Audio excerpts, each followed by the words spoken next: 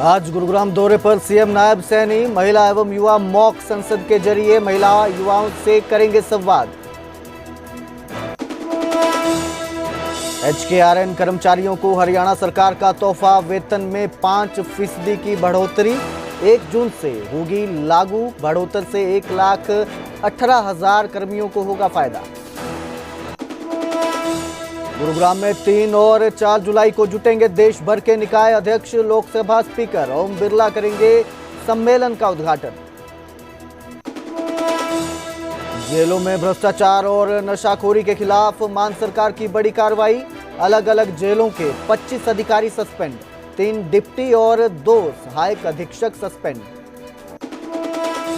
हरियाणा की IPS अधिकारी स्मृति चौधरी का बीमारी के चलते निधन। एंटी करप्शन ब्यूरो में SP के पद पर थी तैनात। फरीदाबाद के तनु सिंह हत्याकांड में बड़ा खुलासा। हत्या से पहले ससुर ने बहू से किया था दुष्कर्म। 2 महीने बाद JCB से खुदाई में मिला था शव। आरोपी ससुर गिरफ्तार। फरीदाबाद में निजी स्कूल की छात्रा ASI की बेटी ने की खुदकुशी। परिवार ने लगाया स्कूल प्रिंसिपल पर प्रताड़ित करने का आरोप। फतेहाबाद में बेटी की बीमारी से परेशान पिता ने ली बेटी की जान। हत्या कर शव को घर में ही दफनाया। 2 हफ्ते बाद हुआ खुलासा। सोनीपत में पुलिस और गैंगस्टर के बीच मुठभेड़। दिल्ली के राजेश भवाना गैंग से जुड़ा कुख्यात बदमाश रवि लांबा गिरफ्तार। अहमदाबाद प्लेन क्रैश के बाद DJ पार्टी में झूम रहे थे कर्मचारी। गुरुग्राम के दफ्तर में पार्टी बनाने का वीडियो हुआ था वायरल। एयर इंडिया ने जताया अफसोस। 4 कर्मचारियों को दिखाया बाहर का रास्ता।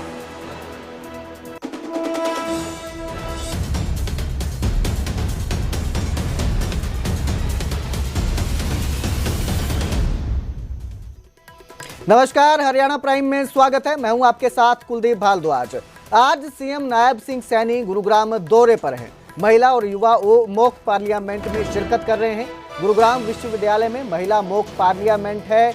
हरियाणा लोक प्रशासन संस्थान में युवा मॉक पार्लियामेंट में थोड़ी ही युवा मॉक पार्लियामेंट को संबोधित करेंगे। सीएम जो है थोड़ी देर में उन्हें संबोधित करेंगे। आपातकाल की 50वीं वर्षगांठ पर सीएम का संवाद है। युवाओं एवं महिलाओं को संसदीय प्रणाली की जानकारी, लोकतांत्रिक सहभागिता में उनकी भूमिका को मजबूत करने के उद्देश्य से गुरुग्राम विश्वविद्यालय में इस कार्यक्रम का आयोजन किया गया है। भारतीय जनता पार्टी के महिला मोर्चा और हिपा में यह कार्यक्रम भारतीय जनता पार्टी के युवा मोर्चा की ओर से आयोजित किया जाएगा। तो आज थोड़ी ही देर में सीएम सैनी जो है वो महिला और युवा मॉक पार्लियामेंट को संबोधित करेंगे, बातचीत करेंगे।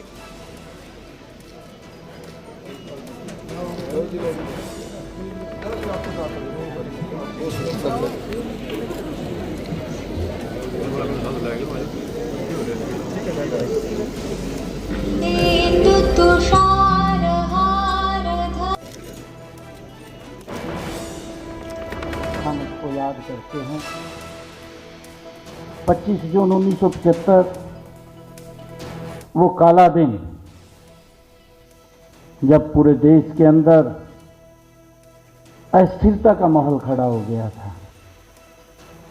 हम सब जानते हैं, हमारे बुजुर्ग, हम उनसे बातें भी सुनते हैं, क्योंकि जब ये इमरजेंसी लगी मुझे तो सोचती भी नहीं थी, मैं तो बहुत छोटा था, परंतु बुजुर्गों से हम बात सुनते हैं कि इस प्रकार का एक घटनाक्रम हुआ कि देश के अंदर ना तो कोई अस्थिरता थी, देश के अंदर ना कोई प्राकृतिक आपदाई थी, देश के अंदर ना कोई भूचाल आया था। हमारे स्वतंत्रता सेनानी जिन्होंने इसको भुगता है, जिन्होंने उस काले दौर को सहा है, किस प्रकार की यातनाएं उस समय के अंदर दी गई, और वो क्यों दी गई कि अपनी स्वार्थ पूर्ति के लिए अपनी संकुचित मानसिकता के लिए कि माननीय हाई कोर्ट फैसला आता है, उस फैसले में चुनाव से अयोग्य करार दे देते हैं, और जब उसको अयोग्य करार दे देते हैं तो पूरे देश का गला घोटने का रात के 12 बजे आदेश पारित हो जाता है और देश में इमरजेंसी लग जाती है। इस प्रकार का दौर देखा है, और वो लोग जिन्होंने इसको सहा है, जो स्वतंत्रता सेनानी रहे हैं, जिन्होंने उस कष्ट को झेला है, वो इस प्रकार का कष्ट था। जब देश आजाद हुआ, अंग्रेजों ने भी उतना अत्याचार नहीं किया जितना अत्याचार उस इमरजेंसी के समय के अंदर लोगों के ऊपर हुआ। मैं जब बात सुनता हूँ, बुजुर्गों से बातचीत करते हैं और हम देखते हैं, उनसे जब शेयर करते हैं बातें, तो इस प्रकार की बातें बताते हैं कि गांव के अंदर लोग 15-15 दिन, 20-20 दिन ईख में ही पड़े रहते थे, घर भी नहीं आते थे। ये हालात थे। अंधेरे में कोई उनको अंधेरे के अंदर जहरीला जानवर कोई उनको वो कर ले, परंतु क्या अत्याचार हुए हैं, किस प्रकार से लोगों को, नौजवान युवा साथियों को, लाखों की संख्या में, अगर हम हरियाणा के अंदर बात करें, 1 लाख से ज्यादा लोगों को भाइयों नसबंदी कर दी गई। वो ऐसा काला दौर था। और ये लोग इस संविधान की, उन्होंने उस संविधान को कुचलने का ही काम नहीं किया। उस पवित्र संविधान को जो डॉक्टर भीमराव अंबेडकर जी ने, हमारी उस समिति ने जो ये पवित्र संविधान दिया है, उस पवित्र संविधान को रौंदने का काम और उसको भाइयों तोड़ मरोड़ करने का काम वो उस समय की कांग्रेस सरकार ने किया, इंदिरा गांधी ने किया। आज तो इनकी चौथी पीढ़ी चल रही है। चौथी पीढ़ी भी आज भी अगर इलेक्शन आ जाता है तो उनका चौथी पीढ़ी का युवराज वो उस पवित्र संविधान की बुक को उठा करके इस प्रकार का दुष्प्रचार करता है कि अगर मोदी जी प्रधानमंत्री बन गए तो संविधान खत्म हो जाएगा। ये बात बोलता है। मोदी जी के नेतृत्व में यह देश संविधान के अनुरूप चल रहा है। आज हम सब देख रहे हैं, इन पिछले 11 वर्षों में देश ने एक नई करवट ली है, परंतु हमने तो उधर HKRN कर्मचारियों को बड़ा तोहफा मिला। हरियाणा कौशल रोजगार निगम के कर्मचारियों को सौगात मिली है। कर्मचारियों के वेतन में 5% की बढ़ोतरी की गई है। 1 जून से ये आदेश लागू हो जाएंगे, जिसके बाद कर्मचारियों के वेतन में 5% बढ़ोतरी मिलेगी उन्हें।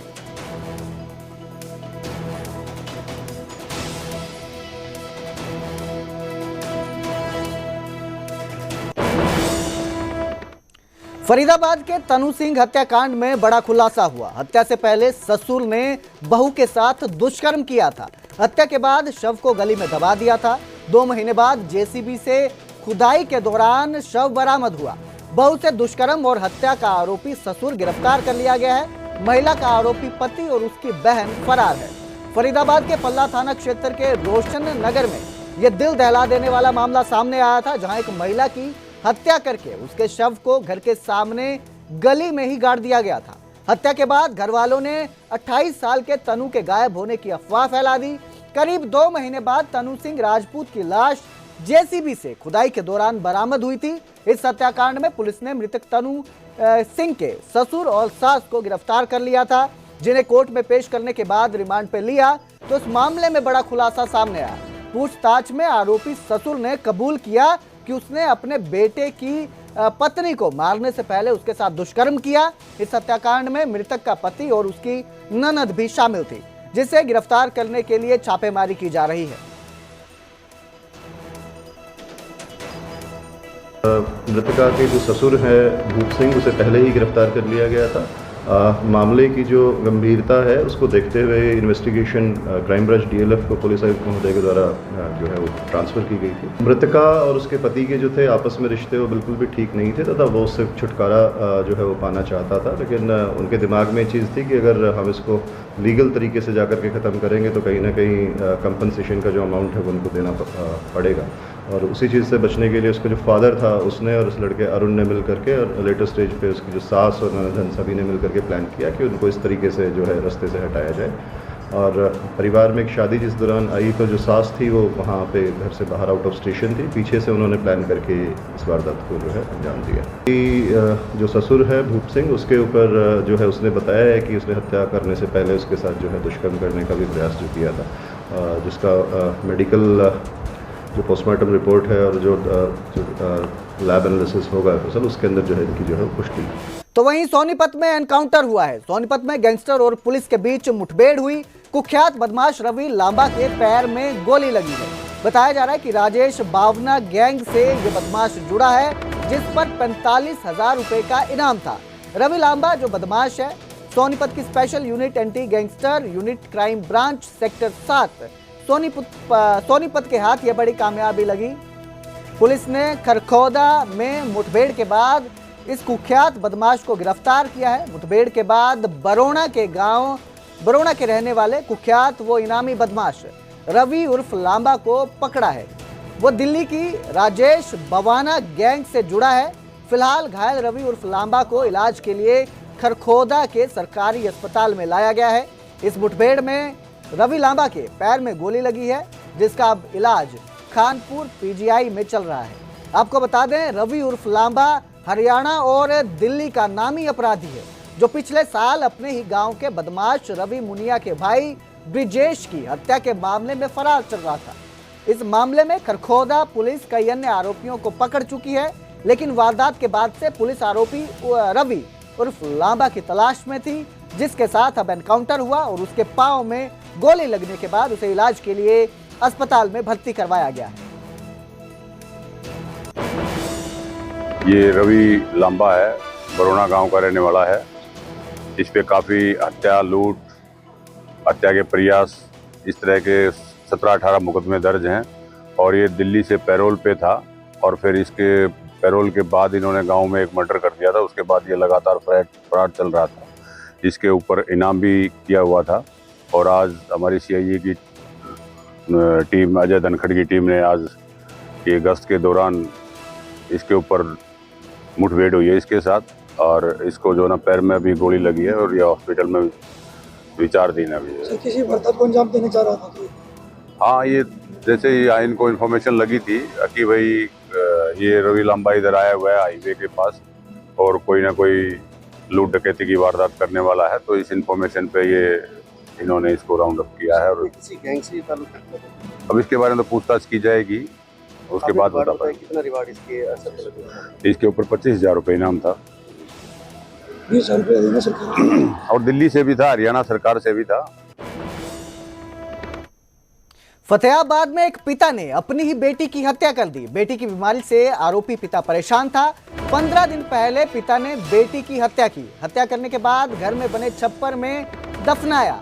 आरोपी पिता को फतेहाबाद पुलिस ने गिरफ्तार कर लिया है। यह मामला गांव काताखेड़ी का है। पिता अपनी बेटी की बीमारी से तंग था और उसने अपनी बेटी की ही हत्या कर दी। इतना ही नहीं, उसने घर में ही उसका शव दबा दिया। मामला करीब 14 दिन पहले का है। मृतक के चाचा को शक हुआ तो इस मामले का खुलासा हुआ। पुलिस ने शव को कब्जे में लेकर आरोपी पिता को गिरफ्तार कर लिया है। उसका चाचा जो है जीत सिंह, उसने अपनी बेटी छन्नूबाई है, उम्र करीब 28-29 साल, जो कि 2-3 साल से बीमार रहती थी काफ़ी ज़्यादा, उसको मारकर अपने घर में ही जो है मिट्टी में दबा दिया है। ड्यूटी मजिस्ट्रेट के लिए जो है पत्राचार किया। मौके पे गए तो जो जीत सिंह है वो 3 और 4 जुलाई को मानेसर में 2 दिवसीय सम्मेलन होगा। लोकसभा द्वारा आयोजित पहला ये राष्ट्रीय स्तर का सम्मेलन है जो मानेसर में होने जा रहा है। विधानसभा अध्यक्ष हरविंदर कल्याण ने इस सम्मेलन की जानकारी दी। सम्मेलन में देश भर के शहरी निकाय डेलीगेट्स होंगे शामिल। लोकसभा अध्यक्ष ओम बिरला द्वारा इसका उद्घाटन किया जाएगा। समापन में राज्यपाल बंडारू दत्तात्रेय और हरिवंश राय भी शामिल होंगे। इसके साथ ही मुख्यमंत्री नायब सिंह सैनी और केंद्रीय मंत्री मनोहर लाल भी इस सम्मेलन में मौजूद रहेंगे। कार्यप्रणाली पर संवाद होगा। विधायिका कार्यप्रणाली पर और सांस्कृतिक कार्यक्रम को लेकर इसमें संवाद किया जाएगा। अधिकारी सम्मेलन की तैयारियों में पूरी तरह से जुटे हुए हैं और पहला यह राष्ट्रीय सम्मेलन है जो इस स्तर पर मानेसर में होने जा रहा है।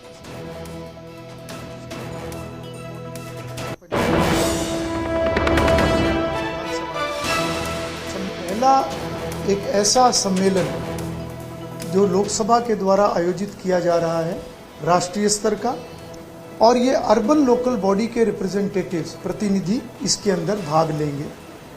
जो आने वाले समय में सम्मेलन होंगे उसमें अर्बन लोकल बॉडी है, पंचायती राज है, कोऑपरेटिव है, और साथ ही साथ अगर हम समाज के विभिन्न वर्गों की बात करें तो मुख्य रूप से महिलाएं और युवा, ताकि संस्थाएं भी मजबूत हों और लोगों के अंदर विधायिका के प्रति रुचि भी पैदा हो और एक जागरूकता, एक जानकारी भी सभी स्तर तक जाए। ये सम्मेलन हमारा सौभाग्य है कि इसका आयोजन, इसकी जिम्मेवारी हरियाणा विधानसभा को दी गई है और जिसके लिए लगभग पिछले 1.25 महीने से तैयारियां चली हुई हैं। अभी तक लगभग 12 के करीब बैठकें हो चुकी हैं अलग अलग स्तर पर, और इन बैठकों में लोकसभा, हरियाणा विधानसभा, हरियाणा सरकार, जिला प्रशासन और पब्लिक रिलेशन डिपार्टमेंट, ये सभी बहुत एक्टिवली इसमें भाग ले रहे हैं। तो वहीं अंबाला में अनिल विज से पूर्व WWE रेसलर द ग्रेट खली ने मुलाकात की। खली ने अनिल विज का हालचाल जाना और उनके जल्द स्वस्थ होने की कामना की। बता दें कि अनिल विज के पैर के अंगूठे में फ्रैक्चर हो गया है, जिस कारण डॉक्टरों ने उन्हें पूर्ण आराम की सलाह दी है। विज बीते दिनों चेकअप के लिए अंबाला कैंट सिविल अस्पताल भी गए थे। इस मुलाकात को एक मानवीय पहल के रूप में देखा जा सकता है, जहां खेल और राजनीति की सरहदें धुंधली हुई और WWE के रेसलर, पूर्व रेसलर द ग्रेट खली ने अनिल विज से मिलकर उनका हालचाल जाना।